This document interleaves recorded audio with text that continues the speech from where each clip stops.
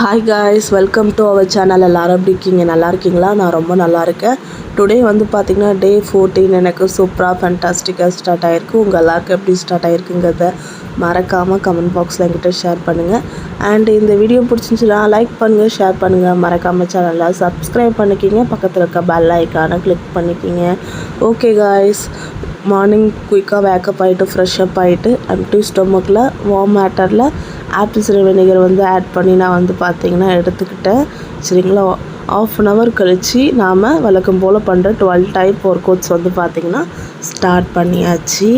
சரி, நீங்கள் வந்து 12 டைப் ஒர்க் அவுட்ஸும் பண்ணலாம். நம்மளோட சேனலில் வந்து பார்த்திங்கன்னா ப்ரீவியஸ் வீடியோஸில் ஸ்டாண்டிங் ஒர்க் அவுட்ஸ்னே சொல்லிட்டு ஒரு ஒர்க் அவுட்ஸ் போட்டிருக்கேன். அது கூட பண்ணலாம். நான் அந்த ஒர்க் அவுட் எப்போல்லாம் பண்ணுவேன்னா, எனக்கு டைம் கிடைக்கல, ரொம்ப எமர்ஜென்சி, நமக்கு இன்றைக்கி ஒர்க் அவுட் பண்ண முடியாது அப்படிங்கிற ஒரு சுச்சுவேஷன் வரும்போது ஒரு கொஞ்ச நேரம் மட்டும் நாம் வந்து ஒரு 10 to 15 மினிட்ஸ்க்குள்ளே வந்து அந்த ஒர்க் அவுட் வந்து பண்ணிடலாம்.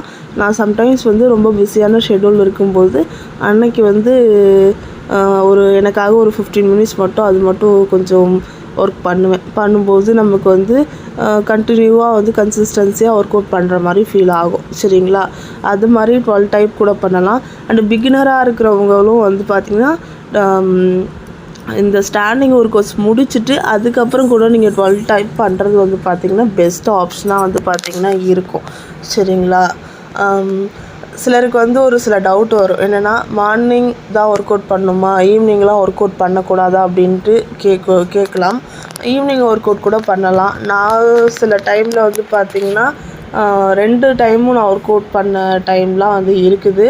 பட் இப்போ பண்ணுறது இல்லை. நீங்கள் டைம் உங்களுக்கு சுத்தமாக கிடைக்கவே இல்லை அப்படிங்கிற சுச்சுவேஷனில் ஈவினிங் ஒர்க் அவுட் பண்ணலாம். பட் நீங்கள் ஒர்க் அவுட் பண்ணுறதுக்கு முன்னாடி 4 ஹவர்ஸ்க்கு முன்னாடி சாப்பிட்ருக்கணும். சாப்பிட்டு 4 ஹவர்ஸ் கழித்து மட்டும்தான் நீங்கள் ஒர்க் அவுட் வந்து பண்ணணும். சரிங்களா, ஈவினிங் ஒர்க் அவுட் பண்ணலாம். ஆனால் வந்து மார்னிங் ஒர்க் அவுட்டை பொறுத்த வரையும் 10 மணிக்கு மேலே தயவுசெய்து ஒர்க் அவுட் பண்ண வேணாம். சரிங்களா, ஏன்னா கரெக்டாக 10 மணிக்கு நம்ம இன்டர்மீடியன்ட் ஃபாஸ்டிங் இருக்கிறவங்க 10 மணிக்கு எல்லாம் வந்து சாப்பிட்டு இருக்கணும்.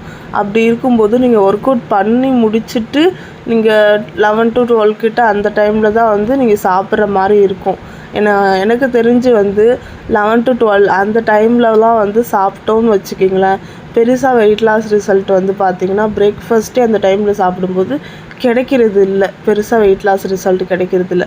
நீங்கள் ஒரு 10 மணிக்குள்ளே சாப்பிட்ருங்க. இல்லை இன்டர்மீடியன்ட் ஃபாஸ்டிங்லாம் இருக்கல, நான் நார்மல் டயட்டு தான் இருக்கிறேன் அப்படிங்கிறவங்க தயவுசெய்து 8:30க்கு பிரேக்ஃபாஸ்ட்டு, 12:30க்கு லன்ச்சு, அது மாதிரி ஸ்ப்ளிட் பண்ணி கரெக்டாக சாப்பிட்ருங்க. ஒரு 9 o'clock பிரேக்ஃபாஸ்ட் முடிக்க பாருங்கள். ரொம்ப டைம் தள்ளி சாப்பிடாதீங்க. சரிங்களா, இன்டர்மீடியன்ட் ஃபாஸ்டிங்கே இருந்தாலும் 3 டைப் இருக்குதுன்னு நான் ஆல்ரெடி சொல்லியிருக்கேன். அந்த டைப்பில் ஃபஸ்ட்டு டைப்பு 10 o'clock டைப் தான். அதுதான் வந்து குட் ரிசல்ட்டை கொடுக்குது. நம்ம டின்னர் தான் 6 to 10 இல்லை வந்து 8 to 10 அது மாதிரி நாம் தான் அதை வந்து டிசைட் பண்ணிக்கணும். வந்து 6 மணிக்கு டின்னர் சாப்பிட்டுட்டு மறுநாள் 10 மணிக்கு பிரேக்ஃபாஸ்ட் சாப்பிட்ற கால்குலேஷன் அது.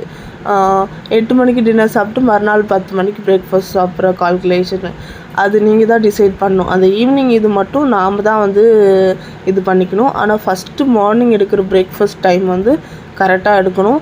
அந்த 10க்கு மேலே தயவுசெய்து ஒர்க் அவுட் பண்ணாதீங்க. பெஸ்ட்டு ரிசல்ட் வந்து கிடைக்கிறது இல்லை. 10 o'clock நீங்கள் ஒர்க் அவுட் பண்ணிட்டீங்கன்னா பரவாயில்ல, ஒன்றும் பிரச்சனை இல்லை.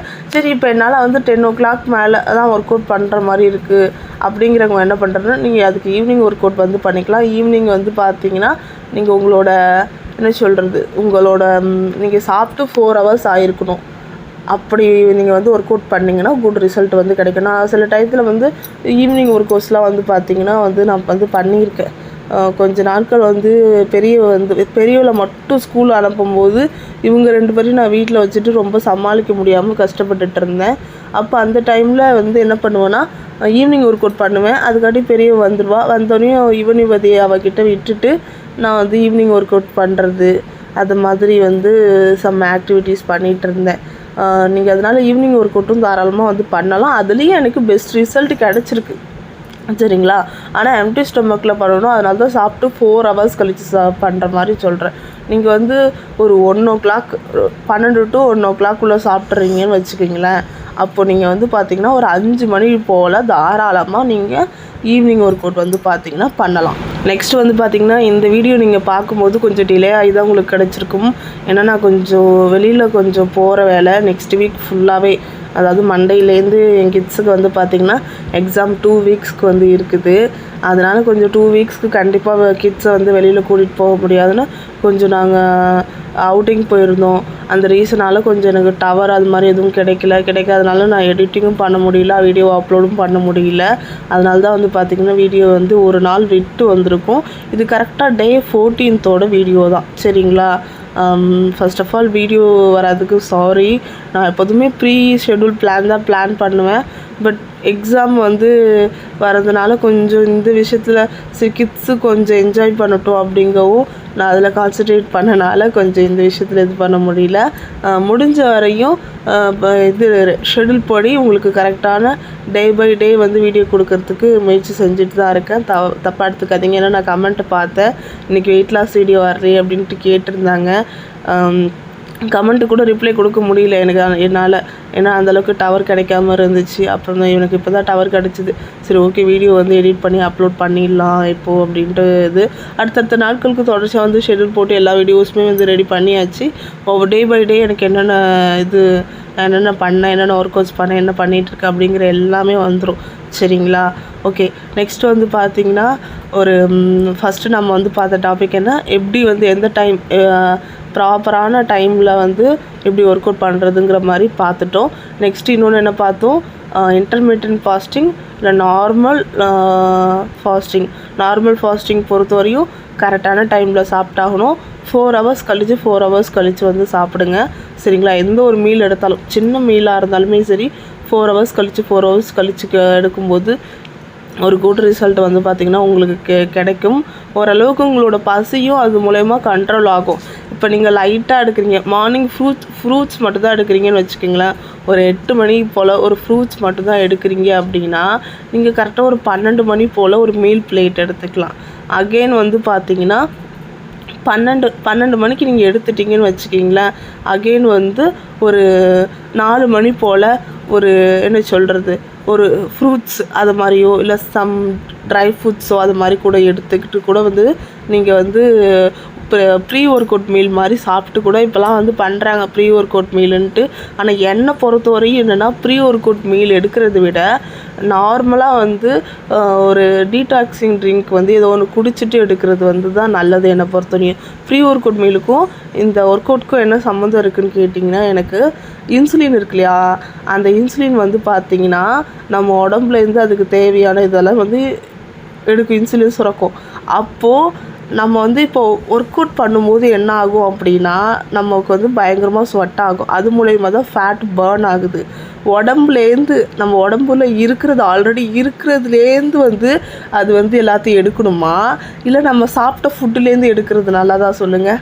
நம்ம ஒர்க் அவுட் பண்ணிகிட்டு இருக்கோம், அதுலேருந்து எடுக்கும்போது தானே நம்மளோட ஃபேட்டு கேலரிஸ் இது எல்லாமே பர்ன் ஆகுறனால தானே நமக்கு வந்து பார்த்திங்கன்னா வெயிட் லாஸ் ஆகுது. அதனால தயவுசெய்து ஒர்க் அவுட்க்கு முன்னாடியும் சரி, ஒர்க் அவுட்க்கு பின்னாடியும் சரி, ஒர்க் அவுட்க்கு முன்னாடி ஹெவியான மீலாக இருந்துச்சுன்னா தயவு செய்து 4 ஹவர்ஸ்க்கு முன்னாடியே முடிச்சிடுங்க. ப்ரீ ஒர்க் அவுட் மீல்லாம் கொஞ்சம் ரொம்ப லைட்டாக எடுத்துக்குங்க. இப்போது ஃப்ரூட்ஸே எடுத்துக்கிட்டாலுமே அதில் சம் சுகர் வந்து இருக்கும். அந்த சுகரை அந்த இன்சுலின் வந்து அப்சர்வ் பண்ண ஆரம்பிச்சிடும், சரிங்களா? அதனால் முடிஞ்ச வரையும் வார்ம் வாட்டர் எடுத்துகிட்டு கூட நீங்கள் வந்து ஒர்க் அவுட் முடிச்சுட்டு அதுக்கப்புறம் போயிட்டு சாப்பிட்டா கூட வந்து பெட்டர் தான் என்ன கேட்டால், சரிங்களா? அதுக்கப்புறம் ஒரு 1/2 hour கழித்து நீங்கள் என்ன வேணாலும் சாப்பிட்டுக்கலாம். ஆஃப்டர் ஒர்க் அவுட்க்கு அப்புறம் 1/2 hour கழித்து நீங்கள் வந்து சாப்பிட்றது வந்து குட் ரிசல்ட் கிடைக்கும். நான் ப்ரீ ஒர்க் அவுட் மீல் அது மாதிரிலாம் எடுக்கிறது இல்லை. ஏன் அப்படின்னா நமக்கு வந்து கண்டிப்பாக வந்து ஒரு கொஞ்சம் கேலரிஸ் வந்து இன்க்ரீஸ் ஆகும். ஃப்ரூட்ஸுன்னு போயிட்டா எனக்கு ரொம்ப பசிக்குது அப்படின்னா இடையில ஃப்ரூட்ஸ் அது மாதிரிலாம் சாப்பிடுவேன். ஈவினிங் ஒர்க் அவுட்டாக இருந்தால் எல்லாருக்குமே வந்து ப்ரீ ஒர்க் அவுட் மீல் எடுப்பாங்க. ஏர்லி மார்னிங் ஒர்க் அவுட்க்கு வந்து சிலருக்கு வந்து ப்ரீ ஒர்க் அவுட் மீல் வந்து எடுக்க வேண்டிய அவசியம் வந்து பார்த்திங்கன்னா இருக்காது. நம்ம ஃபஸ்ட்டு எம்டி ஸ்டொமக்கில் வார்ம் வாட்டர் எடுத்துக்கிட்டு தான் வந்து ஒர்க் அவுட் பண்ணுவோம். அதனால தான் best time morning work out தான். மார்னிங் ஒர்க் அவுட் முடிச்சிட்டோன்னா நமக்கு ஒரு ப்ராப்ளம் முடிஞ்சுது. நாம் அதுக்கப்புறம் வந்து பிஸியாக இருக்க மாட்டோம் அப்படின்னா வந்து ஜாலியாக இருந்துடலாம். சப்போஸ் வந்து பிஸி ஆகிட்டோம் அப்படின்னா கண்டிப்பாக ஈவினிங் ஒர்க் அவுட்டை வந்து ஸ்கிப் பண்ணுற மாதிரி ஆகிடும் நீங்கள். அதனால் என்ன கேட்டால் பெஸ்ட் ஆஃப் த டைம் வந்து மார்னிங் ஒர்க் அவுட் வந்து பெஸ்ட்டு. எல்லா வழியிலையும் உங்களுக்கு வந்து சாட்டிஸ்ஃபைடாக இருக்கும். ஆனால் ஈவினிங் ஒர்க் அவுட் முடியாத பட்சத்துக்கு நான் ஏர்லி மார்னிங்கே வந்து ஆஃபீஸ் போய்டுவேன்னு சொல்கிறாங்க இல்லையா, அவங்களுக்குலாம் வந்து ஈவினிங் ஒர்க்கு கண்டிப்பாக வந்து சூட்டபிள் ஆகும். ஆனால் வீட்டுக்கு ஒர்க் முடிச்சுட்டு வந்து டயர்ட் ஆகிடாமல் கொஞ்சம் ஆக்டிவாக வந்து ஈவினிங் ஒர்க் அவுட் வந்து தயவுசெய்து பண்ணுங்கள், சரிங்களா? அப்போ வந்து ஈவினிங் ஒர்க் அவுட்லேயும் குட் ரிசல்ட் கிடைக்குங்கிறதுக்கு தான் நான் சொல்ல வரேன். ஆனால் வந்து சூட்டபிள் ஆகுறது நமக்கு வந்து மார்னிங் ஒர்க் அவுட் தான். அதே மாதிரி மார்னிங் ஒர்க் அவுட்டில் என்ன ரிசல்ட்டு கிடைக்குதோ அந்த ரிசல்ட்டு நமக்கு வந்து ஈவினிங் ஒர்க் அவுட்லேயும் நல்லாவே வந்து பார்த்திங்கன்னா கிடச்சிருக்கு. எனக்கு வந்து ஈவினிங் ஒர்க் அவுட்டில் வந்து குட் ரிசல்ட் வந்து எனக்கு கிடச்சிருக்கு. கிட்ஸை வந்து நான் சமாளிக்க முடியாத டயத்துலலாம் ஈவினிங் ஒர்க் அவுட் தான் நான் வந்து பண்ணிகிட்டு இருந்தேன், சரிங்களா? நெக்ஸ்ட்டு வந்து பார்த்திங்கன்னா கண்டினியூவாக வந்து சொல்கிற ஒரே ஒரு விஷயந்தான், தண்ணி நல்லா குடிங்க, ஹைட்ரேட்டாக உங்களை வச்சுக்கிங்க. ப்ரோட்டீன், ஃபைபர், விட்டமின்ஸ், மினரல்ஸ் இந்த 4 விஷயமும் ஃபுட்டில் இருக்கிற மாதிரி பாருங்கள். என்னோடய டயட் மீலை பொறுத்தவரையும் நான் பயப்படுற ஒரே ஒரு விஷயம் என்னென்னா, நான் அதில் காட்டுறது என்ன, மார்னிங்க்கு மட்டும் ராகி தோசை அது மாதிரி தான் காட்டுறேன். ஆஃப்டர்நூனுக்கு கொஞ்சமாக ஒரு பவுலில் ரைஸு, கொஞ்சம் ஃப்ரூட்டு, ஏதாவது ப்ரோட்டீன் இருக்கிற மாதிரியான ஏதாவது ஒரு டிஷ்ஷு அது மாதிரி தான் காட்டுறேன். நீங்கள் எந்த ஒரு வகையிலையும் தவறாக புரிஞ்சிக்கக்கூடாது. இப்போ வந்து உங்கள் வீட்டில் லெமன் ரைஸ் மட்டும்தான் பண்ணியிருக்கீங்கன்னா, இன்றைக்கி வீட்டில் இருக்கிறது தானே சாப்பிட சொன்னாங்கன்னு சொல்லிவிட்டு அந்த லெமன் ரைஸை மட்டும் சாப்பிட்றக்கூடாது. ஒரு வீட்டில் எதுவுமே இல்லாத பட்சத்துக்கு உங்களுக்காக ஒரு 2 எக் எடுத்துக்கோங்க, 2 ஆம்லேட் போட்டுக்குங்க, சரிங்களா? சோயா சங்க் வந்து வாங்கி வச்சுக்கோங்க. அதில் ஒரு நிறைய ஹை ப்ரோட்டீன் இருக்குது. கூடவே வந்து பார்த்திங்கன்னா ஃபைபரும் இருக்குது சோயா சங்கில், சரிங்களா? சோயா பீன்ஸுன்னு சொல்லுவாங்க இல்லையா, அதில் இருக்கிறதுலே அட்வான்டேஜே அதுதான். நார்மலாக இப்போ வந்து கேலரியும் வந்து பார்த்திங்கன்னா நார்மல் கேலரி தான், ரொம்ப ஹை கேலரி கிடையாது. லாஸ்ட் டைம் நான் என்ன சொல்லியிருந்தேன், நீங்கள் வந்து டாலு வீஸ் நான்வெஜ்ஜுன்னு போயிட்டிங்கன்னா இதில் இந்தந்த அட்வான்டேஜ் இருக்குது, இந்தந்த டிஸ்அட்வான்டேஜ் இருக்குதுன்னு சொல்லியிருக்குன்னா, ரெண்டுத்துலையுமே ஈக்குவலான ஒரு விஷயம் என்ன அப்படின்னா, இது ரெண்டுத்தையும் ஈக்குவலாக ஆக்குற ஒரே ஒரு விஷயம் என்னென்னா இந்த சோயா சங்க் தான். ஏன்னா ரெண்டுத்துலையுமே வந்து பார்த்திங்கன்னா சோயா சங்கில் ஃபைபரும் இருக்குது, ப்ரோட்டீனும் இருக்குது, நமக்கு தேவையான விஷயங்கள் எல்லாமே வந்து நார்மலாக இருக்குது. கார்போஹைட்ரேட் நார்மலாக இருக்குது, சரிங்களா? கேலரிஸும் நார்மல் கேலரிஸ் தான். முக்கியமாக உங்களுக்கு ரொம்ப ஃபில்லிங்காக வச்சுக்கும். ஒரு 50 கிராம் எடுத்துக்கிறீங்க அப்படின்னா நல்ல ஒரு பெரிய கைப்பிடி அளவுக்கு வரும்.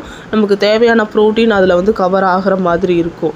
அந்த ரீசனால் தயவு செய்து வந்து இப்படி ஆல்டர் பண்ணிக்கிங்க. ஒரு நாள் 2 எக்கு, சோயா சங்க்லாம் நிறைய கொஞ்சம் வாங்கி வச்சுட்டிங்கன்னா சும்மா ஒரு 50 கிராம் அந்த அளவுக்கு போட்டாலே அது நிறையா வரும். 50 கிராமே சாப்பிட முடியாது. முதல்ல சொல்லணும்னா ஒரு 50 to 100 கிராம் சாப்பிட்டோம் சோயா சங்க் அப்படின்னா உங்களுக்கு ஹோல் டேக்கு தேவையான ப்ரோட்டீனே அதில் கிடச்சிரும் உள்ள சொல்லப்போனால்.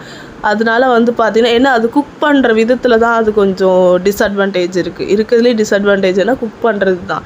கொஞ்சம் டேஸ்ட்டாக நம்ம பண்ணலைன்னா நமக்கு சாப்பிட்றதுக்கு பிடிக்காது. அப்போ என்ன பண்ணணுன்னா, கொஞ்சம் வெங்காயம் அரிஞ்சு போட்டு ஒரு எக்கு அதில் போட்டு நல்லா வந்து பரட்டி எடுத்தீங்க அப்படின்னா, அது கொஞ்சம் சால்ட்டு போட்டு எடுத்தீங்க அப்படின்னா அது ஒரு டேஸ்ட்டு நல்லா வரும். இல்லைனா கொஞ்சம் சிக்கன் மசாலா டேஸ்ட்டில் பண்ணணுன்னா சிக்கன் எப்படி பண்ணுவீங்க, சிக்கன் பரட்டல் மாதிரி கொஞ்சமாக ஆயில் விட்டு சிக்கன் பரட்டல் மாதிரி பண்ணி சாப்பிட்டிங்கன்னா ரொம்ப நல்லாயிருக்கும். ட்ரை பண்ணி பாருங்கள். இதெல்லாம் இது எக்ஸாம்பிளுக்கு நான் சொல்கிறேன். நான் ரைஸ் எடுத்துக்கிறேன் அப்படின்னா அதே மாதிரி நீங்கள் ரைஸ் எடுத்துக்கலாம். உங்கள் வீட்டில் என்ன காமனாக எல்லாருக்கும் குக் பண்ணிங்களோ அதை ஒரு பவுல் எடுத்து வச்சுக்கோங்க. கூட ஏதாவது ஒரு ஃப்ரூட் இருக்கணும் கம்பல்சரி. நான் வேணால் ஆப்ஷன் கொடுக்குறேன். ஒன்று வந்து ஆரஞ்சு, இல்லை கோவா, இல்லையா வாட்டர்மெலன், இல்லை பப்பாயா, இல்லை பைனாப்பிள். நான் இப்போ சொன்ன 5 கம்பல்சரி எடுத்தாகணும். அதில் 2 ரொம்ப மஸ்ட்டு, ஆரஞ்ச் அண்டு கோவா. இது ரொம்ப மஸ்ட்டு. மற்ற 3மே வந்து பார்த்திங்கன்னா ரொம்ப லோ கேலரி. எவ்வளோ குவான்டிட்டி வேணாலும் சாப்பிட்லாம். நீங்கள் பிரேக்ஃபாஸ்ட்டுக்காக கூட பெரிய பவுல் ஃபுல்லாக வந்து தாராளமாக அதை வந்து ஈட் பண்ணலாம், சரிங்களா? அந்த ரீசனால் தயவுசெய்து எடுத்துக்க. ஏன்னா நான் ஃப்ரூட்டில் வந்து கோவாவும் அண்ட் வந்து பார்த்திங்கன்னா ஆரஞ்சும் மஸ்ட்டாக வைக்கிறதுக்கான ரீசன் என்ன, ரிச் ஃபைபர் இருக்குது, சரிங்களா? கிட்டத்தட்ட எனக்கு தெரிஞ்சு வந்து கோவாவில் 10 கிராம் ஃபைபர் இருக்குது. நமக்கு பெர் டேக்கு ஒரு உமனுக்கு ஒரு 25 கிராம்குள்ளே வந்து பார்த்திங்கன்னா ஃபைபர் தேவை. அதனால தயவு செய்து வந்து ஃபைபர் ரிச்டு ஃபுட்டு வந்து எடுக்க ட்ரை பண்ணுங்கள்.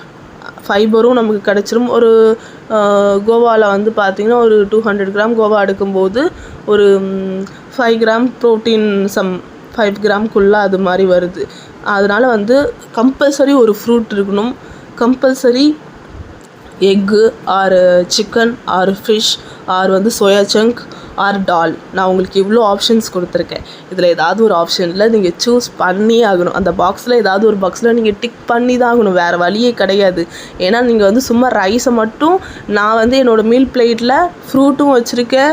ஏதாவது நான் இப்போ ஆப்ஷன் கொடுத்துருக்கேன், இந்த ஆப்ஷன் கொடுத்துருக்க ஆப்ஷனில் வந்து பார்த்திங்கன்னா ஒரு இது பாக்ஸை நான் டிக் பண்ணி வச்சுருக்கேன். இப்போ வந்து பார்த்திங்கன்னா ஒர்க் அவுட் முடிச்சதுக்கப்புறம் வந்து பார்த்திங்கன்னா கொஞ்சம் கிரேவிங்ஸாக இருந்துச்சு. ஒரு 10 o'clock போல் இன்டர்மீடியட் ஃபாஸ்டிங்கிறனால ஒரு ஆஃபுக்கு கொஞ்சம் அதிகமாக வந்து காஃபி குடித்தேன் வித் ப்ரௌன் சுகர். பிரேக்ஃபாஸ்ட்டுக்கு வழக்கம் போல் 2 ராகி தோசை, பூண்டு சட்னி. லஞ்சுக்கு வந்து பாருங்கள் புதினா ரைஸ், கொஞ்சமாக பூண்டு சட்னி, 2 ஆம்லேட்டு, கிட்டத்தட்ட ஒரு 150 கிராம் சம்திங்கில் வந்து கோவா வந்து கட் பண்ணி எடுத்துக்கிட்டேன். பாருங்கள், நீங்களே பாருங்கள், நான் சொன்ன மாதிரி எக்கு, ஃப்ரூட்டு, கொஞ்சமாக ரைஸு, இது மாதிரி தான் நான் எடுத்திருக்கேன். சரிங்களா? அண்ட் வந்து என்னோடய டின்னருக்கு சுண்டல் தான் எடுத்திருக்கேன். இப்போது ஃபுல்லாகவே நான் சொன்ன ஓகே காய்ஸ், தேங்க்யூ ஃபார் வாட்சிங். இந்த வீடியோ பிடிச்சிருந்துச்சுன்னா லைக் பண்ணுங்கள், ஷேர் பண்ணுங்கள், மறக்காமல் சேனலை சப்ஸ்கிரைப் பண்ணிக்கிங்க, பக்கத்தில் இருக்க பெல் ஐக்கானை கிளிக் பண்ணிக்கிங்க. Bye, take care. நாளைக்கு இன்னொரு வீடியோவில் சந்திக்கலாம்.